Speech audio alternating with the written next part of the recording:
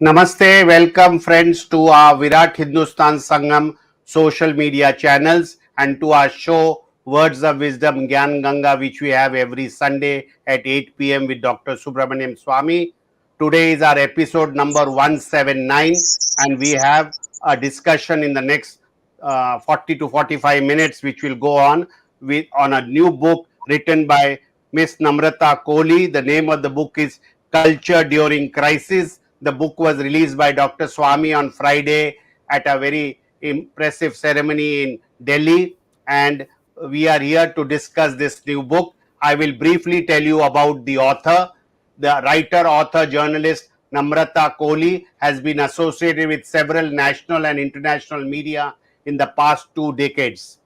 A name to reckon within the journalism industry. Her articles across top rated media groups such as Business Standard, Network 18, Hindustan Times, the Times of India, Economic Times are extremely well received.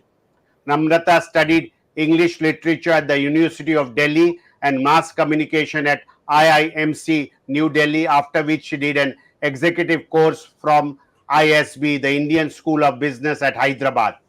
Since November 2021, Namrata has been working with the Ministry of Culture as an advisory capacity and is currently leading projects which is known as DDR, Digital District Repository, as content advisor under the Azadi Ki Amrit Mahotsav AKAM with CCRT, Center for Cultural Resources and Training in the Ministry of Culture, Government of India. DDR is a path-breaking initiative of Government of India to discover and document stories of people, events and places linked to the freedom struggle in India at the micro level of the district. In short, this is an attempt to present the history of India by Indians through the Indians' perspective. A great believer in the power of culture and heritage of India, Namrata's latest book is Culture During Crisis. Is available on Amazon and Flipkart. In 2020, she authored a book called Corona Positives, showing the upside of the pandemic. While on a similar theme, she also collaborated with Goethe and Max Muller New Delhi for a global project titled Lockdown Lessons. We welcome her to our show, and as you all know, that Virat Hindustan Sangam under Dr. Swamy has been in the forefront on various issues and especially on culture, history, Sanskrit, and numerous other aspects. So, this book is in the right direction. So, we have Namrata Kohli with us, and in the next half an hour or 40 minutes, we will be discussing on this book. I thank my co host Ramesh Swamy and Dr. Arvind Chaturvedi for being with us on this show, and our technical team led by Ashish Shetty, Tejas Navalgul, Ishwar Iyer, Gadgi Rakesh, Swaminathan, Vishal Mehta, and Ajesh Nair for their support to put this weekly program together. With these words, it is over to Dr. Subramaniam Swamy to initiate this discussion on this book, and Namrita will tell us everything about the book. Over to Dr. Swamy. Thank you. Yes, since we have now determined we will terminate at 8:45, so I'll be as brief as I can. This is the book. It's come out very nicely in terms of print and so on. It's won't take. It's not one of those bulky stuff where you get put off. You can read it. It's easily available from Amazon. Uh, I found one thing fascinating that she, I mean, it sort of summarizes the some of the things that we are doing. She has observed that educated Indians prefer avocado to amla, olive oil to desi ghee, guitar to sitar, and Spanish to Sanskrit. Now, in a sense, the educated Indians are summed up that while everybody knows that the Indian alternative is far superior, but because of this Europeanization that has been in the past, this has happened. Now, her whole idea seems to be that patriotic Indians should brand and position our culture correctly. That is, the culture that we have, we are learning it through books in English that was written during the British period. They were written by tutees of the Britishers. And so, therefore, she wants now to see that we go back to the original sources, base it on Sanskrit, and then come out with what our real past is. And that's what we want to learn from her. We have in our own in our own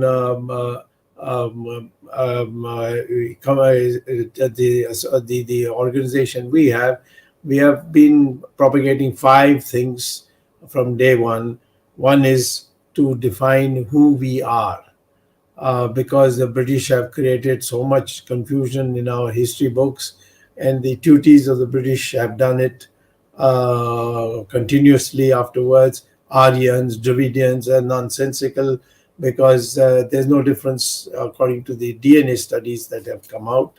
But still, in the Western universities, this is being propagated. So she should know that we, in also from the angle of history, we are very aware of what she's advocated in her book. Now, the question of varna and caste, what is the real meaning of it? This is another thing that we have been saying, that varna, according to Lord Krishna, is a guna. That is, if you are a Jnani, Tyagi, and Sasi, then you qualify to be a Brahmin. Or if you are a valorous fighter, you become a Kshatriya. But there's no such thing as birth-based caste or varna. And that has to be put across so that we are all one people. If our DNA is the same, how can you have any distinctions on the basis of birth? Then the question of correct history. And her project with the, if I'm correct, her project with the Ministry of Culture is to research Indian history and see it as by Indians and through Indian perspective. So this is also something that we have somewhat great similarity. And we recognize that Sanskrit is now the language of the future, not the language of the past. It's not a heritage that we have to extol it. But in artificial intelligence, now there have been researches which have been coming out which says that for storing knowledge in computer, in the artificial, to enable artificial intelligence, Sanskrit is the best language because its script is, there's no ambiguity and there is no PUT put and BUT but. The computer doesn't get in voice recording confused by that. So this is another thing, and we have also found that Sanskrit is now being used here and there in the Western world. For instance, in St. James School for children of ages of 6 to 11, who are made in the morning to recite Sanskrit shlokas, and that group of children actually came before when Charles III was being crowned recently. They also recited Sanskrit shloka in his coronation. And this is a St. James School, which you can access by going to Google. And finally, economic policy, in which we have advocated that spiritual advancement should accompany material prosperity.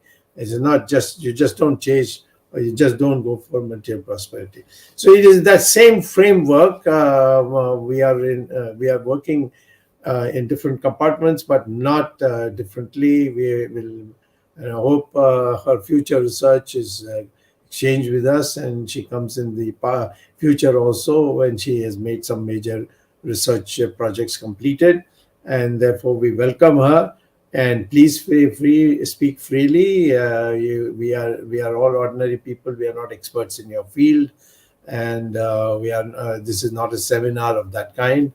We want to learn. We want to absorb what you are saying, and therefore speak freely. And it's the time is all yours. If you speak for say till from up to late 35. Then some questions can also come from our panelists, but it's entirely up to you. Over to you.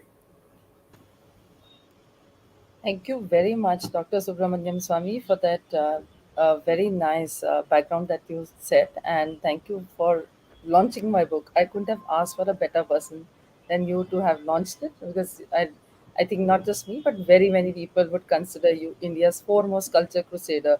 There are issues which you have taken up, and not just taken up, but taken them to the logical conclusion, and the world is aware of it. So it's really a privilege to be on your show, and thank you for this platform. So, briefly, if I start with why I wrote that book, and before that, when I wrote this book, because I think that was really important in before coming to the whys of it, the when of it. So the COVID-19 pandemic was the watershed moment in the history of mankind, and certainly in our lifetimes. And it was a period which gave us something which we hadn't gotten before, and that was time. And we were locked down. And when you can't go outside, you tend to go inside. So it was a time to deep dive into age old wisdom, traditional practices, and really understand the worth and the meaning of it. So for the first time, lot of Indians, they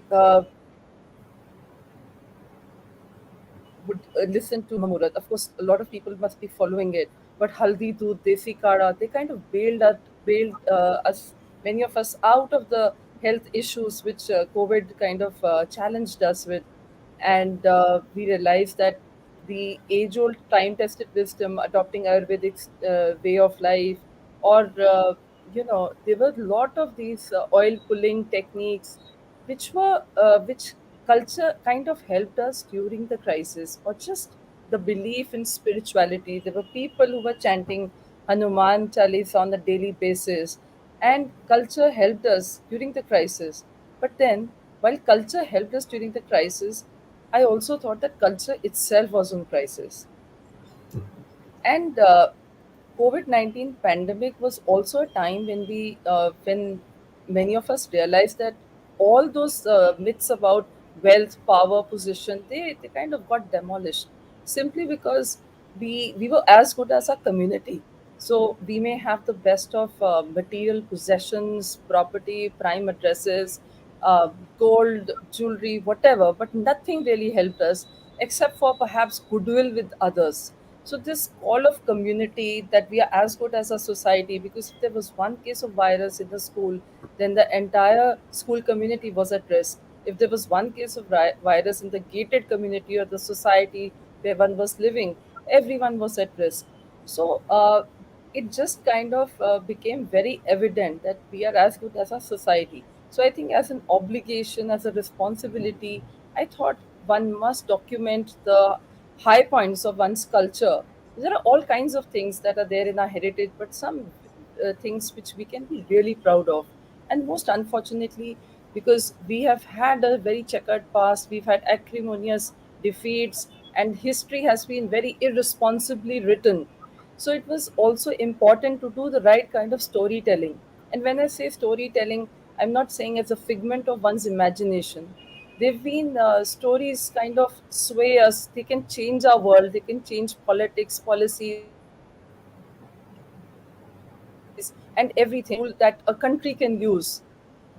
So it was very important to tell India's story from the Indian lens. So, for instance, during the second wave, and it was a very unfortunate wave when so many Indians,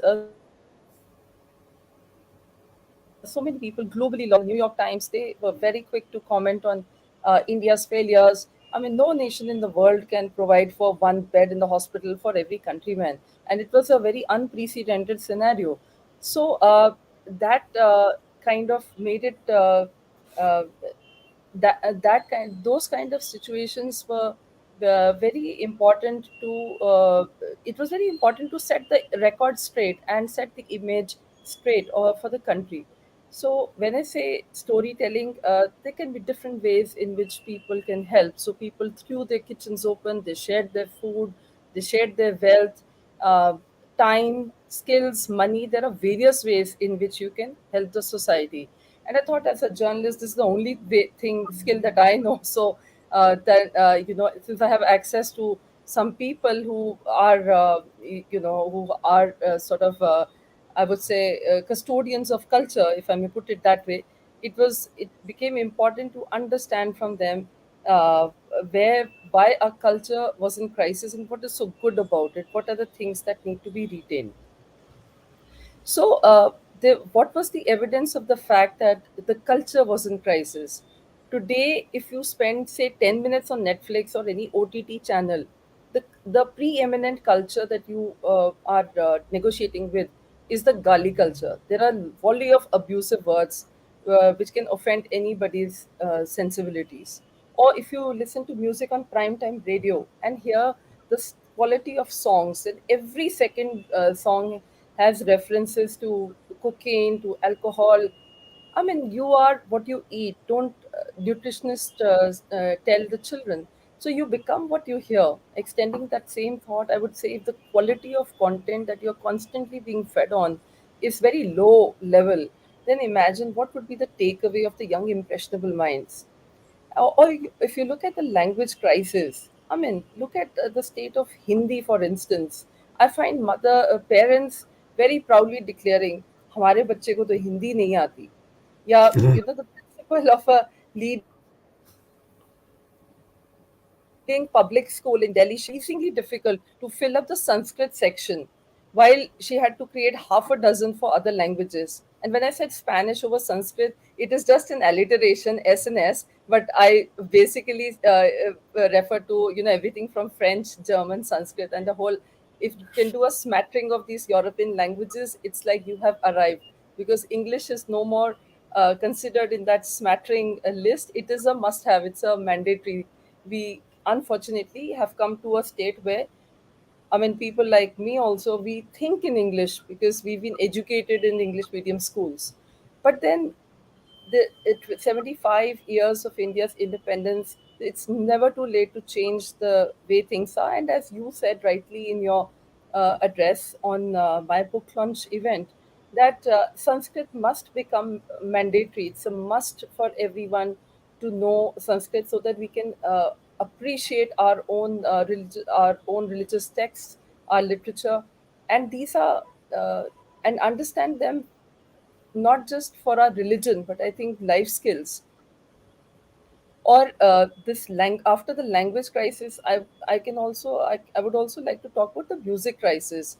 If you look at how the quality of music is deteriorating, and we have this incredible thing in India, the traditional folk songs or the classical Indian music, which has the ability to generate so much energy, and it has potential to awaken the energy points in our body and take us to a higher level of consciousness. Now that is being played to empty halls, and the legacy of artists don't want to continue with that legacy. So today, whereas a Korean pop, for instance, people are willing to pay, and I'm talking of educated elite and the teenage kids, they are willing to pay anything from 5,000 to even 25,000 in a recent concert which was held in the capital city. So today, a guitar wins over a sitar, a ballet over Kathak, a Spanish over Sanskrit. These are all choices that we Indians are making on a daily basis. Same way, the native instruments such as the veena, the bansuri, or take the guitar, which is being reduced to a mere uh, tune on the synthesizer palette. It's just a sound, and when a native instrument becomes a sound thanks to technology, it becomes convenient, yes, but it does a lot of harm to the person playing that particular instrument. And very soon, and I hear it from music teachers and musicians, that similar will be the fate of sitar, because neither the parents want to teach their children how to play a sitar. They would any day go for a guitar, which is much cheaper, which makes you look very cool if you are uploading a few videos playing it on social media, which is also supposedly having far more takers. and it's become aspirational. Whereas the desi instruments, the indigenous or whatever down market, these are words which people generally use in a very derogatory way, and it's very unfortunate.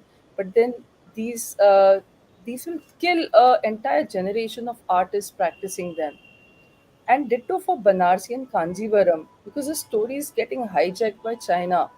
I mean, if we allow this to happen and don't endorse this stuff, the handicraft, the handwoven, then imagine the fate of the industry, the craft sort of legacy of the country, the heritage of India. So these are things which I thought were points to ponder upon. But then I thought that maybe I was overthinking, maybe I was being conservative, maybe I was not moving with the times, and I thought I'll check my hypothesis by speaking with a few people. And I happened to, get a viewpoint from the former Vice President of India, Shri Venkaiah Naidu ji, and he said something similar. He says that the foreign medium has made our children practically foreigners in our own land, and that I think is the greatest tragedy of the existing system. If you don't use a language, you lose a language. Now, Dr. Swamy, exactly the same point about the legacy of language is something which your organization and you have been relentlessly working on promoting Sanskrit, which I think is a very, very important thing. Uh, so we have already lost, and every week we are losing our dialects, our local, languages, and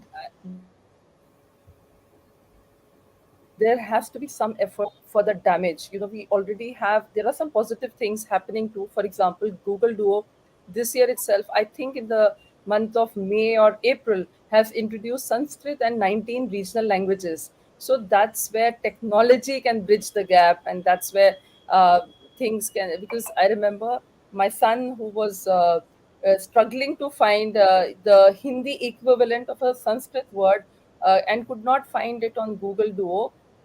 Suddenly was very pleasantly surprised when it did introduce, Google Duo did introduce that one particular language. So I think these are all very good changes which are happening over time. And um and then I also spoke to Shiriji Arvind Singh Newar, who's the 76th custodian of the House of Newar. And he also said something about heritage being our identity, being our USP. We have to continuously build on it. We cannot allow it to to be diluted or dissolve or deface it. Then we are simply losing ourselves. You take pride in your roots. It's the only thing you have, and you simply cannot allow your identity to go away. If societies do not preserve and respect their heritage, they become faceless, homogeneous, and may have to search afresh for their identity. Or Jaya Jetli ma'am, who said that we are very casual about our own culture, and she's a lady who has been raised in Japan, Burma, studied in USA, and uh, you know, but her heart beats for India. And she said the, these foreigners, they find these stories extremely unique and exotic, the cultural stories that societies like ours have, which industrial societies like them don't have. So the West seems to value it far more than the Indians themselves. Or and then in my interact course of interaction, Dr. Swamy, I found that there were some people who kind of surprised me with what they said. So one startling comment, it came from a designer, Padma Bhushan, Mr. Rajiv Sethi, and he said that the more people are illiterate, the more literate they are about crafts. But when they don't read about foreign books, and they're far more open-minded, they know about different types of art and culture. And he said, and I quote, the worst of the lot who close their minds to everything are the educated, uneducated, the pade likhe gawar, as we put it in colloquial way. So, and he said that bana Hastinapur, ungli panch panch, all are in my hand, which is to say that India is still the most hand-skilled nation in the world of rapidly de-skilling communities. And how lucky we are that we have this culture of haath ka kaam, but then how unlucky we are not to be able to value it.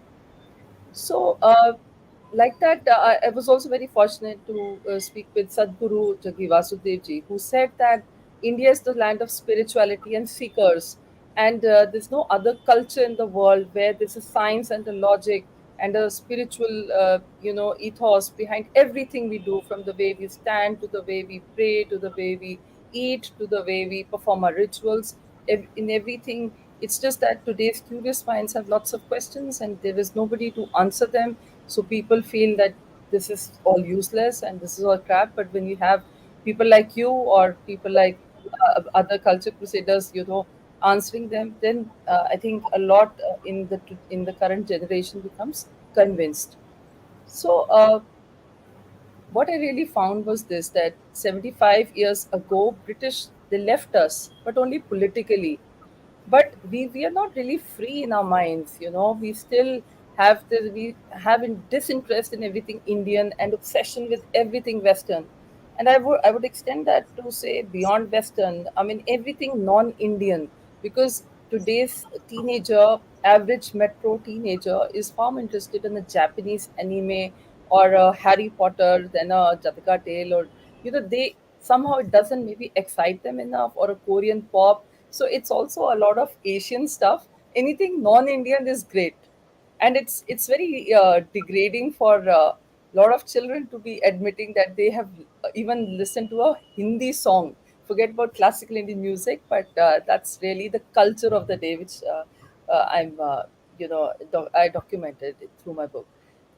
$45 trillion. That is the latest figure that the Shashi Tharoor book of British imperialism gives. But then that was just the financial drain, the draining away of culture of the country, and the self self-confidence that is immeasurable. But I think it's high time we did something about a cultural revival. And I think we are already, the government is already doing it. People like you, visionaries like you, through your organization, have been doing a lot.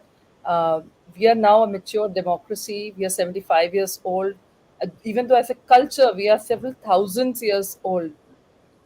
I think really, I would at the end I'll say that exposure to other cultures is necessary. It's really good to know different languages, to buy international art, display them, to learn performing arts from different parts of the country. But I think after learning your own, because time is finite, things are infinite. It cannot be at the cost of learning one's own. That's my humble submission. Because when we become an imitation of the West, we are only subtracting our own brand equity. Because what is really our culture? It is our brand, and we should just strive to become the best version of ourselves. Mediocrity in imitation or excellence in originality. I think that is the choice we will all have to make. Over to you, Dr. Swami. Well, that's in this short time you have beautifully concise presentation of your works, and I hope you continue on it. And I personally think that where you are positioned now is a very good place for moving it.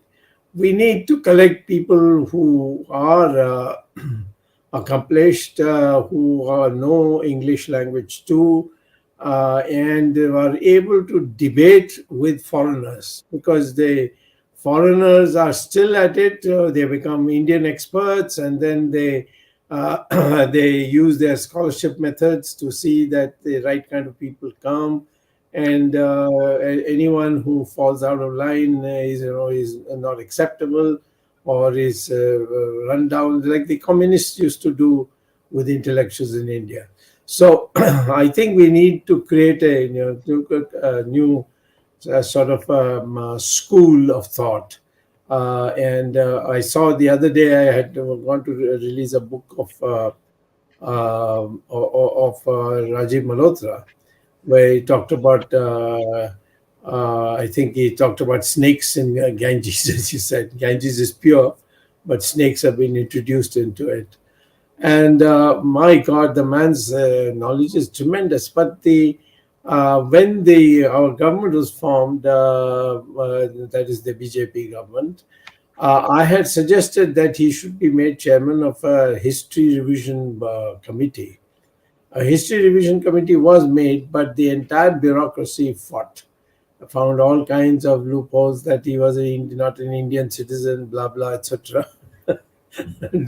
And he got disgusted because it takes time away from his research, and he still continued doing a lot of research. So that work of writing a new textbook for children has still not been completed after 8-9 years, and because the bureaucracy have taken complete control Yeah, of that, yeah, that was a very big expectation from the government, and it's a bit of a letdown that it hasn't happened. But now that I'm also working with the government of India, I can yeah, just yeah. briefly tell you about, it's maybe thing too little happening too late, perhaps. That's my personal assessment, because I'm also an outsider insider, so I can air my views on that. But the DDR project, Digital District Repository, is all about Bharat की कहानी भारतीयों की ज़बानी. So this thing about the freedom struggle being just about few fighters, few celebrated people, and I'm not going to take names, but everybody knows the freedom struggle was fought by in every nook and the cranny of the country, and somehow it did not get represented at the micro level, at the level of district. So at CCRT, since we have a resource personnel virtually in every district of the country, from Sangli in Maharashtra to Kozhikode in Kerala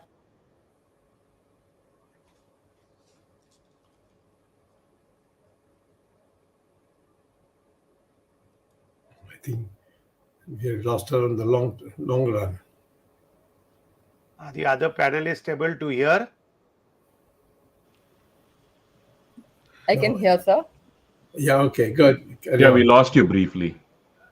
Yeah. I see. Okay. Continue. You are referring to that person from Sangli DDR. and Kozhikode. Can you just start after that? From Maharashtra Yeah, yeah. to Kozhikode. Kozhikode. It's not Kozhikode, but Kozhikode. Kozhikode. All right, I stand corrected. So this micro level data, because frankly, if we don't know where we are coming from, then we don't know where we are going, and if we don't know where we are going, then we are probably going wrong. So a man without the appreciation of his past heritage and history is really like a tree without roots, and that is not going to go very far.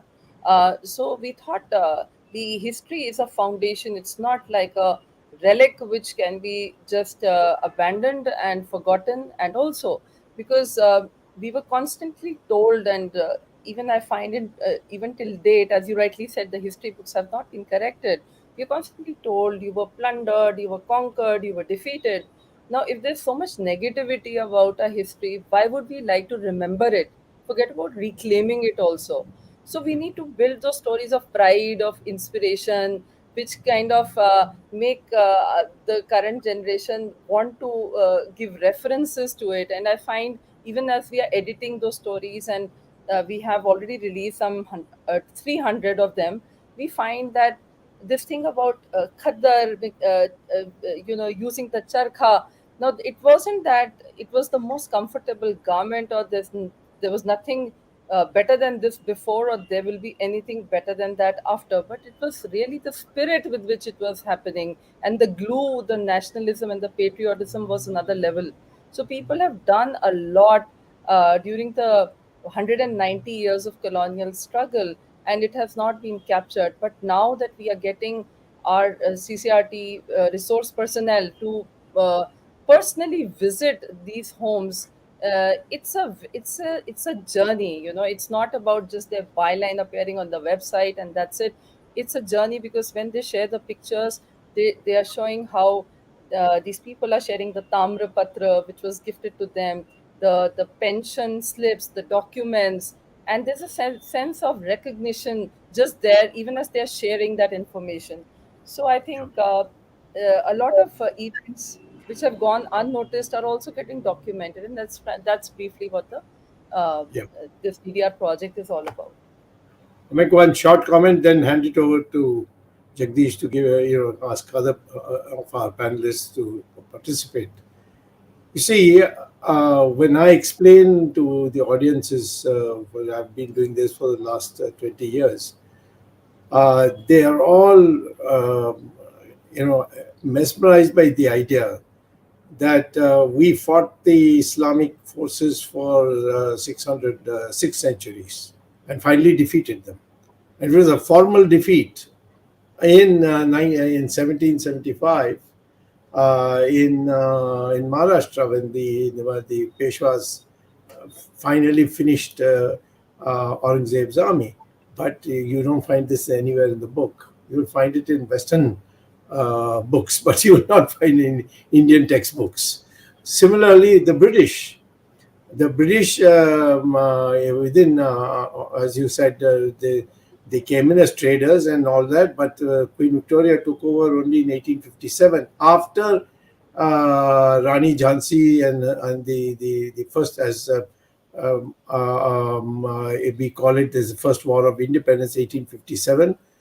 That left every year, every decade, you can see some uprising, whether the sadhus started it, Vande Mataram came, then Aurobindo came, and then of course thinkers came like Savarkar and then Gandhi. And so India has never allowed the invaders in our country to rest in peace. We kept challenging them. That's the way we ought to put it across.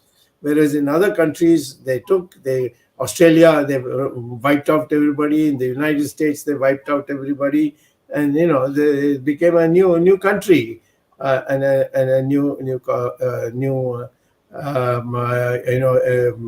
a new race that took over, and Americans, the Europeans, and so on took over the United States. So I think the main problem is not only the factual part, but to motivate them to know that you have been a fighter. And last comment I would make is that in when I was fighting the emergency, people told me emergency is for educated people. Or to fight emergency, the country must be educated. The illiterates can never understand democracy and so on. But when the results came out, the most educated part of India, that is the four southern states, voted for Indira Gandhi, and the most uneducated part, the north, UP, Bihar, and all, they wiped out Mrs. Gandhi completely. And in fact, even in UP, they defeated her and her son in their own constituency, which is unthinkable for in any other intellectual thing. So that's why I'm saying that the hope in India is there, but we need scholars like you to keep hammering, and not be despondent ever. Okay, Jagdish. Yeah, madam, going through your book, I see very Yes. interesting chapters.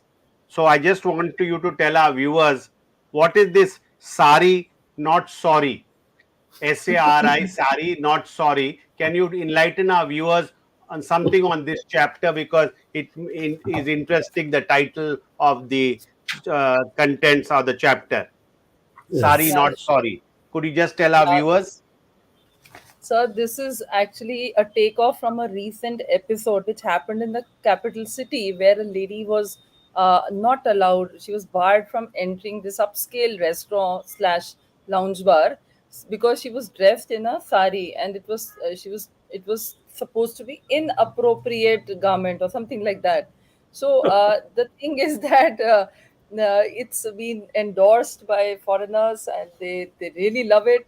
Why do Indians have any problem with it? Even Indian weddings, I find it strange that in traditional Indian weddings, the gowns are taking over, not entirely, but yes, they're also making a dent instead of the Indian sari.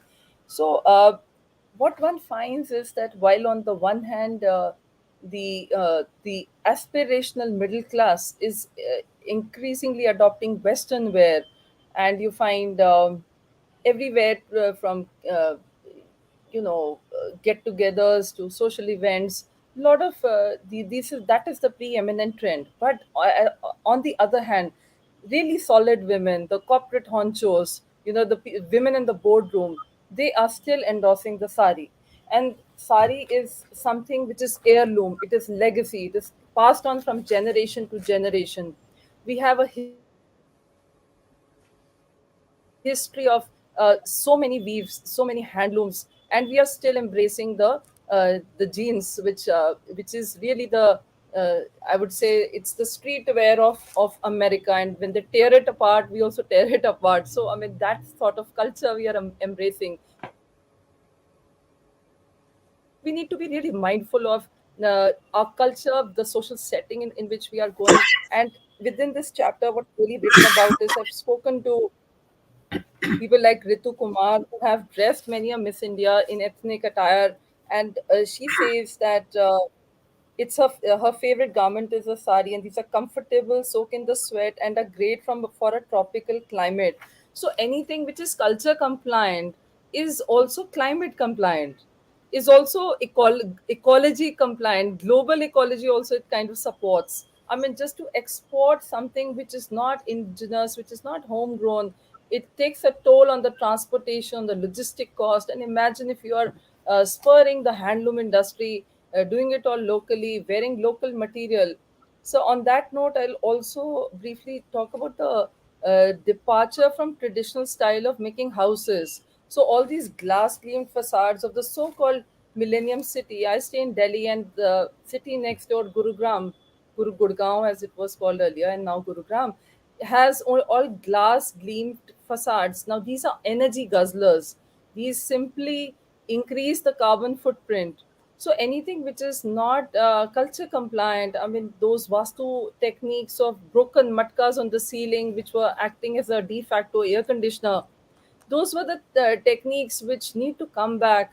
And we need to then be more appreciative uh, of the architectural techniques of the past, whether it was the way we dress up in the sari and the ethnic garment, the way we eat, what we eat, or how we stay, where we live in, the traditions. I think in every aspect of life, you, me, and all of us can just start, right now by making the right choices. Of course, people on this panel are another breed altogether, and I'm sure all erudite listeners also.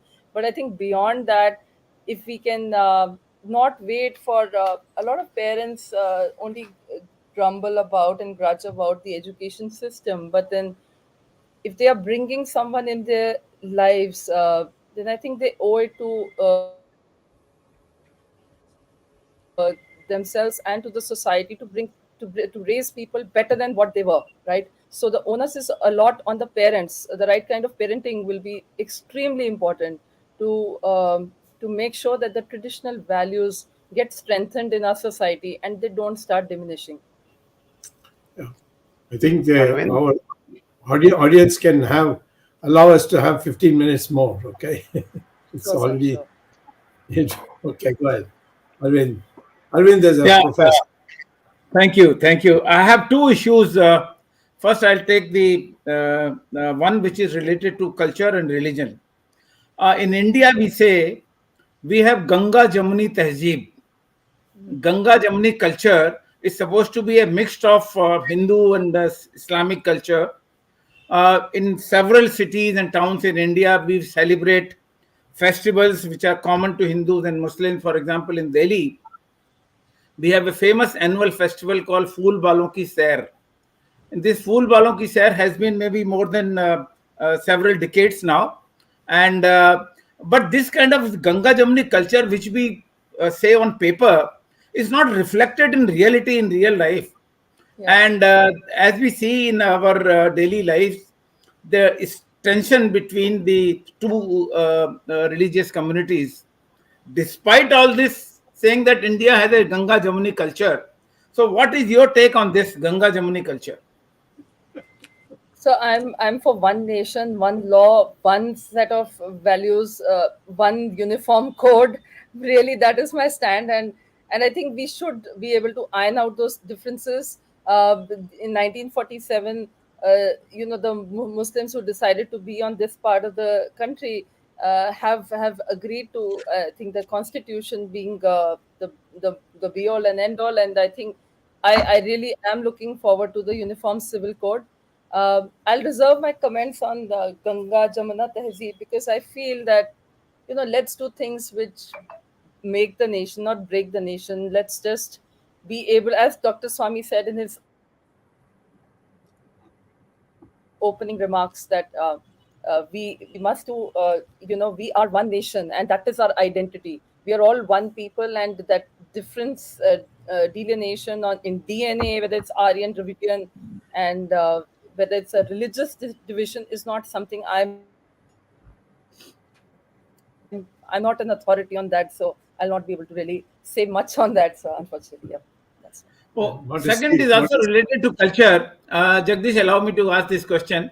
You know, we have a famous quote from an author, Pawan Kumar Burma, who is an ex-bureaucrat. He has written a book called The Great Middle Class. And they say Okay. India has a middle class culture. And when they say India has a middle class culture, actually it means India has a middle class value system. So, what is the difference between the culture and value system? So maybe I don't know. He has said it in a complimentary way or a derogatory way. So I think it's a middle class culture is a very positive culture. It's if we are looking at the bulk of India, and I think these are the people who matter. Maybe not the vote banks in the country, but I think otherwise they constitute the ethos, and they are the educated lot. So we definitely they give you eighty acquire. percent of the savings of the country. The middle class is the one which provides the bulk of the savings. It's not the rich people who provide the bulk of the savings. Exactly, they're the taxpayers. They're not the movers and shakers, Savers, but then the people savers. who, yeah, This, yeah. savers. Yeah, the people who are really adding value. So I myself, being from one, I would definitely vote for the middle class. And we may be little bit upper niche, like, oh, upper mid, lower middle class, whatever. But I think I really take pride in the in our roots. That if we have so the liberalization was the watershed moment after which salaries have gone through the sky. But we have all come from families where there was one, wage earner, and everyone kind of having a minimalist kind of lifestyle. So this dil mange more, this maximalism which has come about, this is not Indian culture. I don't think, uh, this selling carbonated water with loads of sugar, nothing healthy about it, and they're selling it. That's really sad, because we are the land of bel sharbat, nimbu pani. Why are we not able to market it? And when I talk about branding and marketing, I feel Kalakatha. this is the time to actually sell up. For instance, International Yoga Day. All said and done, sir. 7 years back, when it was created as the cultural, as International Yoga Day, it wasn't that it wasn't yoga was not performed before that, or that yoga will not be performed henceforth. But I think globally it is the biggest cultural milestone which has been created, and it has spurred an entire enterprise. The merchandise which they end up selling is phenomenal. The uh, uh, the times when yoga gets performed in Times Square in New York, Indians in India wake up to uh, the importance of yoga. So one problem with the middle class is that they think the idea of being aspirational is being anything non-Indian. So this somehow this indifference to one's own culture, and trying to look cooler and smarter and more in step with the times by embracing only other cultures and not your own, is where I have a problem.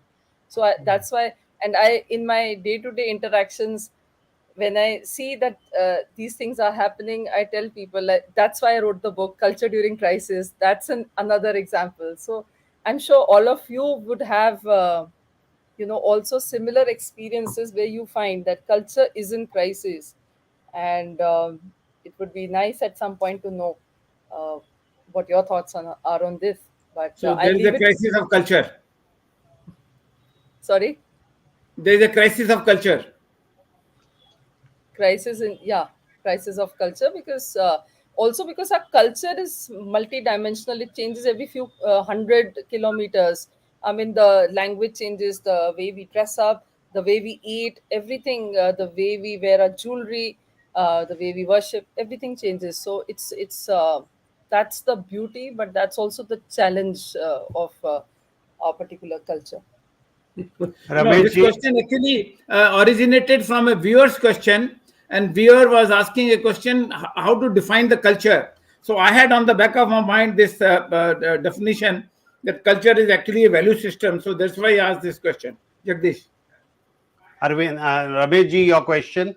Yeah, my more than question. I mean, I kind of completely relate to what you just said, Namrata, because from my perspective, we support a school system started by the Kanchi Kamakodi Peetam. We call it a Sampradaya Padashala, and it's an integrated Padashala where we educate children into our culture and also give them a proper education. So, I mean, it is pretty interesting, and this is the same thing that was shared. I just quickly shared with you. This is what it is all about. So it talks about women educating girls. It says energetic as Durga, compassionate as Lakshmi, knowledgeable as Saraswati.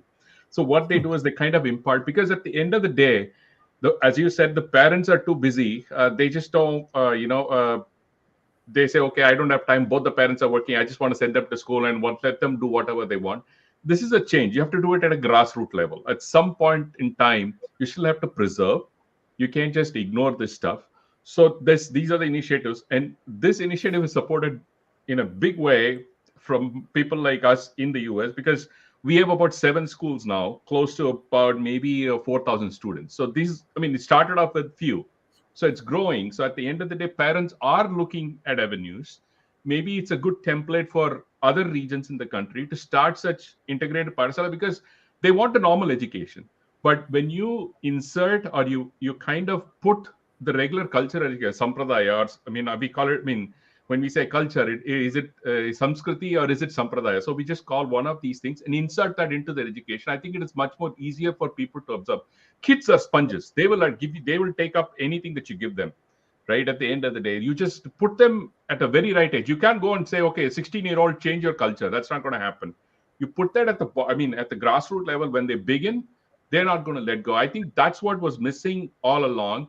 People just said, oh, Western style of education is the way to go. So obviously the kids have adopted to it. Now we have to start changing. You can't just impose it on them. It's not going to work.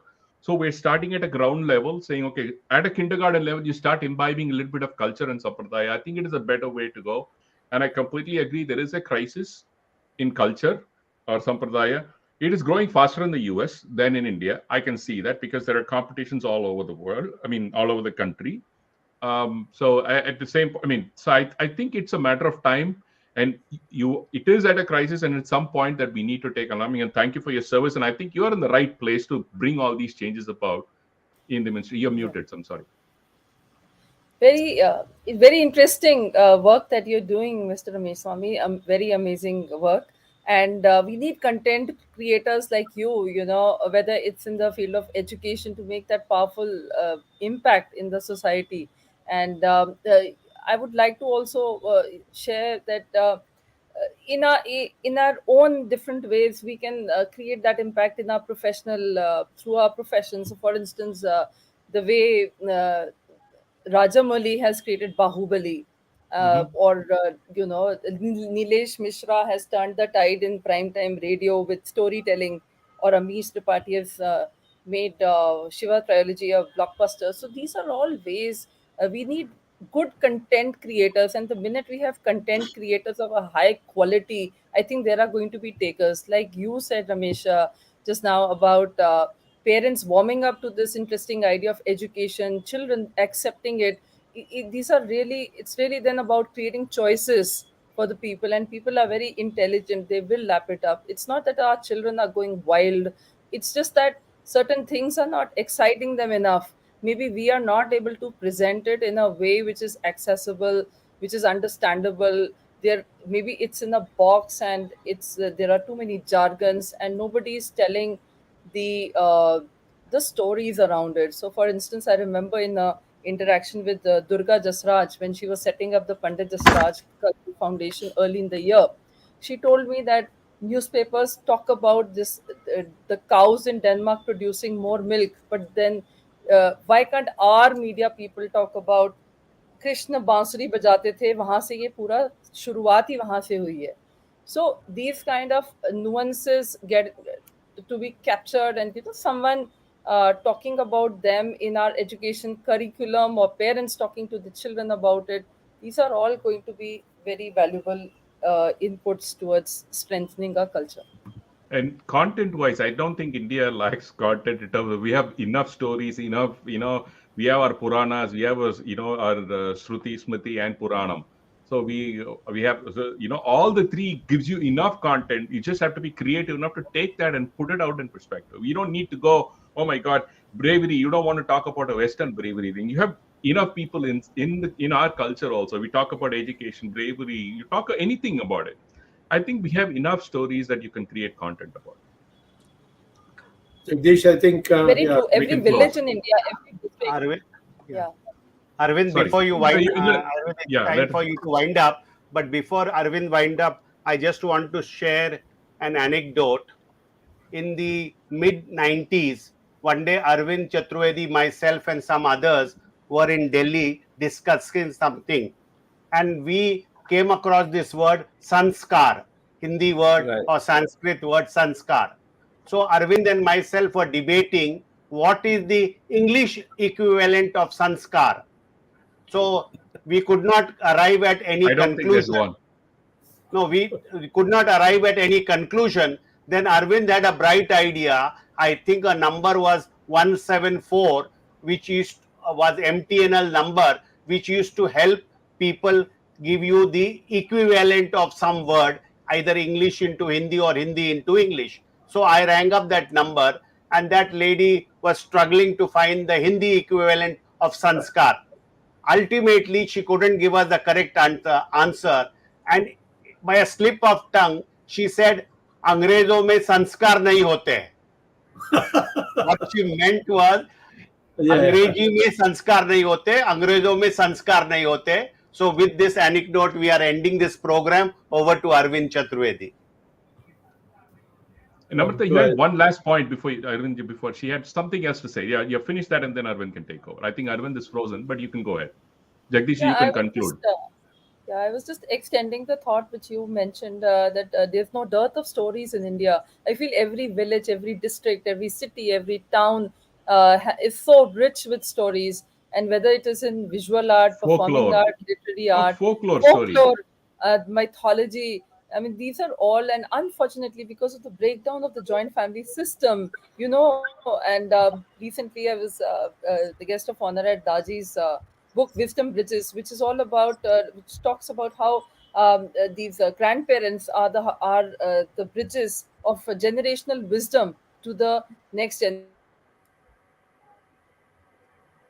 And with nannies taking over nannies, and that kind of changing the erosion of the cultural values, those stories are also going, and they're just being fed on Harry Potter and animes. Yeah, I was just So just about to mention saying that folklore, this super duper hit of Kantara. It's just a folklore story, but people really want this kind of content. So there's yeah, somebody just talked about it. I was just about to mention when you said folklore stories. I just wanted to say as to why people are looking for such content. I mean, they love yeah, this content and they so well, okay, Jagdish, you conclude. I think Arvind is cutting in and out. yeah. Ma'am, if you're finished, I'll then conclude. I'm done, sir. I'm done. Thank you. Unfortunately, Arvind is getting disconnected. Thank you, viewers, and thank you, Madam Namrata Kohli ji and Dr. Subramaniam Swamy, for this interesting discussion on the book written by Namrata Kohli, Culture During Crisis, and it is published by Notion Press. And our viewers can always go to Flipkart or Amazon to get this book. It is available online. You can order it online. I thank my co-host Ramesh Swamy and Arvind Chaturvedi for participating in the program, and our technical team for all their background support for putting this program together. We will be back next week at the same time for another interesting discussion on some topical issues. Till then, goodbye and thank you for watching our program Words of Wisdom Gyan Ganga on every Sunday at 8 p.m. Indian Standard Time. Thank you and Dhanyavad. Jai Hind.